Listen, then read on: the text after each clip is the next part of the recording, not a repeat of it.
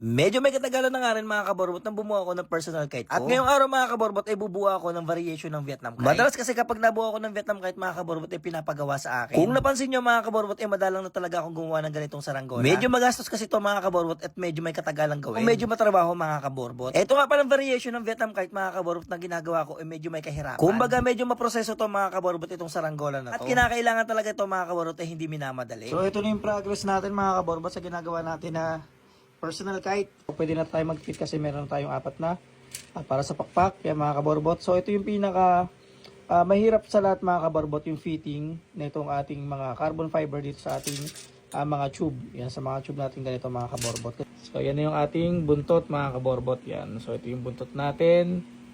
Yan. Ito yung pakpak. Kinabukasan nga mga kaborbot pinagpatuloy natin buuin tong ating saranggola. Dahil tapos na tayo sa pagbuo ng kanyang pakpak magfi-fitting na tayo dito mga kaborbot. At isusunod na rin natin mga kaborbot yung kanyang buntot. Ito nga pala yung part na pinakamahirap dito mga kaborbot, yung pagbuo ng kanyang buntot. Nagsimula nga ako dito mga kaborbot sa pagpapatuloy ng ating saranggola ng alas 10 ng umaga o 10 AM. Dahil alam ko mga kaborbot na kukulangin yung maghapon natin para mabuo tong ating saranggola.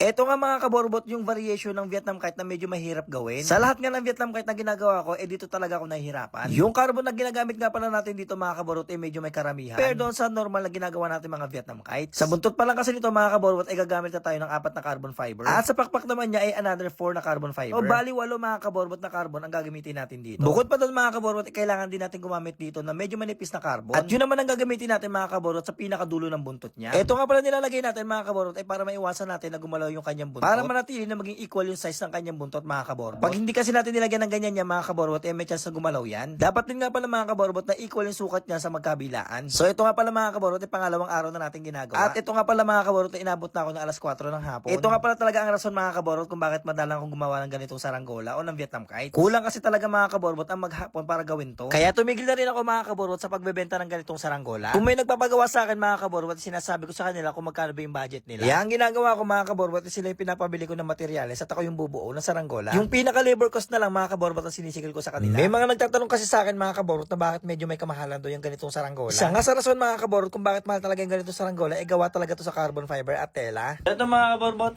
day 3 na ng ating ginagawang saranggola. Yan, so patong araw na to mga kaborbot na ginagawa na natin tong ating saranggola na to. Pero kahapon mga kaborbot inabot na tayo ng maghapon sa paggagawa ng saranggola to. Nagsimula tayo ng alas 10 ng umaga.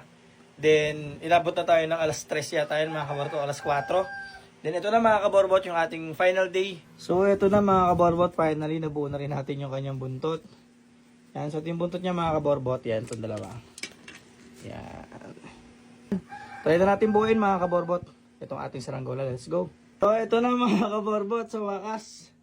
Nabuo na rin natin itong ating ginagawang Vietnam kite mga kaborbot. Yan, so ito yung mismong tsura niya mga kaborbot yan parang kalendaryo nga lang sabi nga ni Dan. So yan mga kaborbot. So ito mga kaborbot is customized to. Pwede natin itong tanggalin. Ito. Pwede rin natin itong ikabit. So pwede natin itong tanggalin. Tapos ito lang yung buntot natin.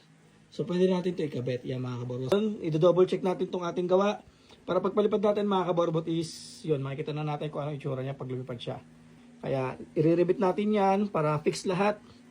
Yun. So yun mga kaborbot, let's go.